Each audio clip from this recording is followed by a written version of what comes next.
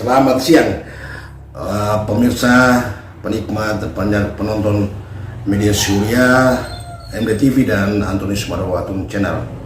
Saat ini saya tengah berada bersama salah satu tokoh muda Lembata, politisi Partai Demokrasi Indonesia Perjuangan (PDIP).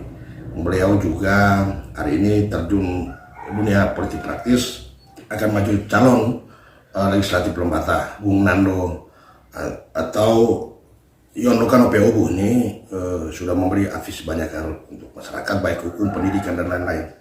Mungkin bisa digambarkan kepada masyarakat terkait konstelasi politik hari ini dan apa motivasi Bapak untuk terjun ke politik praktis.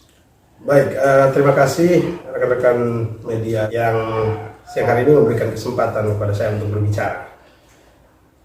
Terkait konstelasi perpolitikan daerah, kita sudah tentu menginginkan banyak perubahan-perubahan baru untuk membangun daerah kita.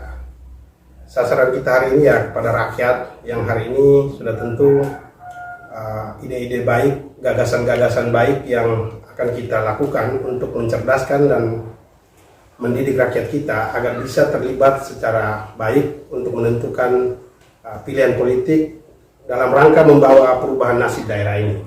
Terima kasih kepada teman-teman KPU yang hari ini sudah melalui tahapan yang cukup banyak, dan di tanggal 4 November kemarin sudah menetapkan data calon tetap, yang salah satunya adalah saya selaku caleg yang ditetapkan lolos secara administrasi dan ikut sertakan dalam pemilu 2024 yang akan datang.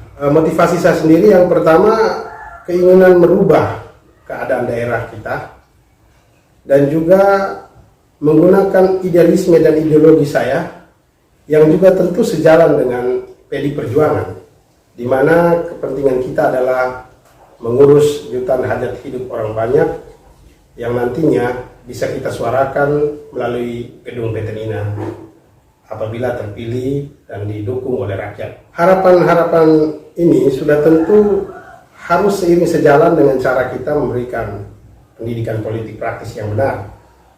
Sehingga selain panggilan kemanusiaan dan juga mengisi kemerdekaan dengan mengikut sertakan segala potensi yang ada pada diri saya, yang hari ini dengan semangat mudanya, saya sudah tentu ingin mengajak masyarakat untuk mari kita lebih baik melangkah ke depan dan siap membawa hal-hal perubahan yang bisa mensejahterakan mereka.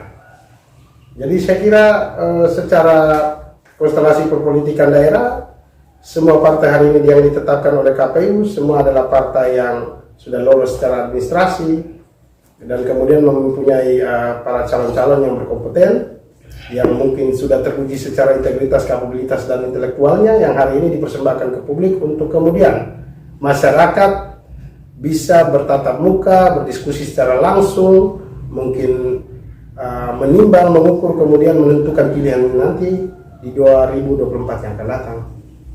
Jadi kalau ditanya soal motivasi saya bergabung ke dalam politik praktis, sudah tentu semangat muda ini saya ingin mengisi kemerdekaan dan juga bentuk panggilan hati melihat keadaan daerah ini untuk menyerukan perubahan-perubahan dan kebutuhan-kebutuhan fundamental yang diharapkan oleh masyarakat. Saya kira itu. Baik, seberapa yakin Partai Indonesia Perjuangan akan memiliki satu kursi yang dipercayakan masyarakat mengisi Petenina, gedung DPRD Lembata? Seberapa yakin? Berbicara soal keyakinan, sudah tentu kita berpatokan pada data pemilu-pemilu sebelumnya. PDI Perjuangan sendiri sudah secara beberapa kali pemilihan ini sudah menghasilkan kursi di Petenina. Dan memang keyakinan saya bahwa masyarakat sudah tentu bijak dan tahu partai-partai yang kemudian bisa memperjuangkan dan menyerukan aspirasi mereka akan nantinya diberikan dukungan.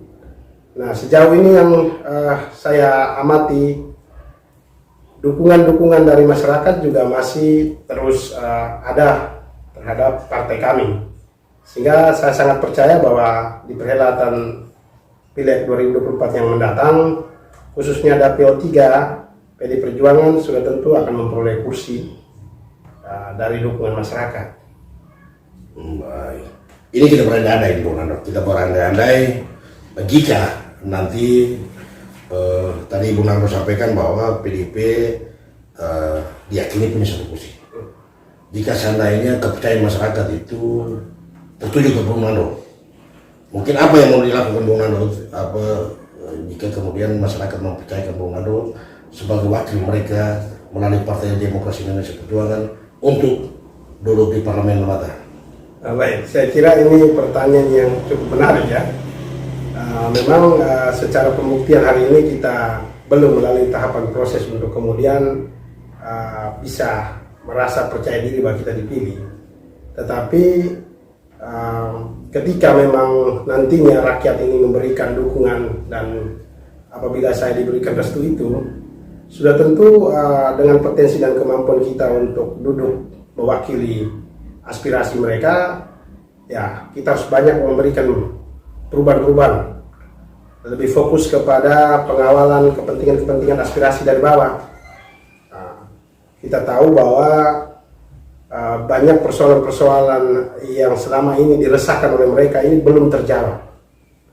Saya kira dengan kehadiran hari ini, apabila rakyat memberikan kepercayaan kepada saya, maka saya akan berikan yang namanya ide atau konsep-konsep pelayanan secara terstruktur dan terpadu agar bisa menjawab keresahan mereka.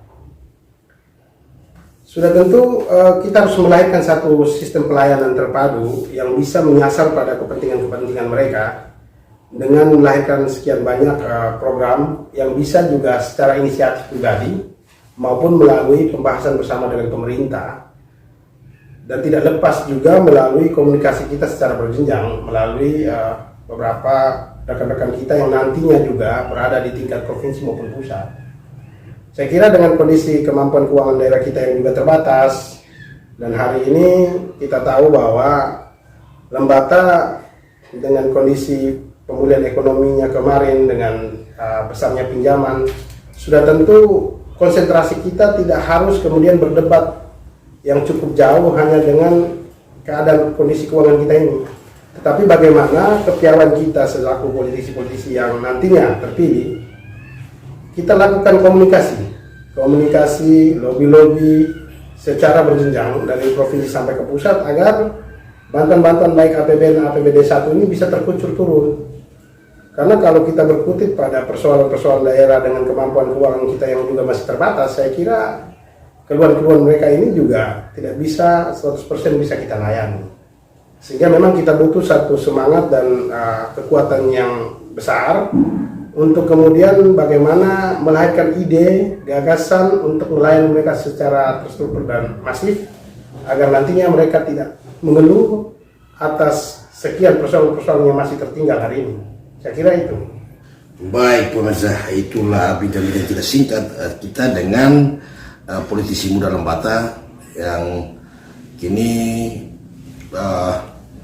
mengambil peran di dalam Partai Demokrasi Indonesia Perjuangan Kabupaten Lembata.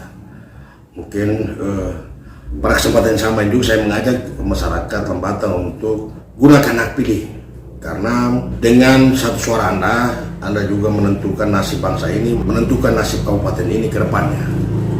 Hindari perpecahan karena politik akan jalan terus, sementara kekeluargaan yang kita bangun tetap terjaga di tingkat bawah. Itulah seruan-seruan yang disampaikan oleh Bung Nando tadi. Mungkin bisa disampaikan ini pesan terakhir untuk masyarakat seperti apa? Baik, pesan terakhir saya untuk masyarakat khususnya Dapil 3 dan juga umumnya Kabupaten Lembata secara utuh, gunakan hak pilih Anda, jangan golput, hindari politik uang, dan juga jangan mau terprovokasi dengan isu-isu yang dapat memecah persatuan dan kesatuan, karena persatuan dan kesatuan ini kemudian bisa memberikan rasa damai dan tentram untuk kita sama-sama bisa membangun daerah kita. 14 Februari yang akan datang, satu suara Anda akan memberikan dampak perubahan terhadap daerah ini. Sehingga jangan golput, hindari politik uang, dan jangan mau termakan isu-isu yang dapat memecah belah persatuan dan kesatuan kita. Saya kira itu. Baik, terima kasih Bung Nando Yono Kanopeobu sudah memberi sedikit pencerahan bagi kita dan masyarakat pemirsa media Surya, MD TV dan Antonius Marwatu. Terima kasih. Kita akan bertemu kembali pada sesi-sesi wawancara berikutnya. Selamat siang untuk kita semua. Selamat siang.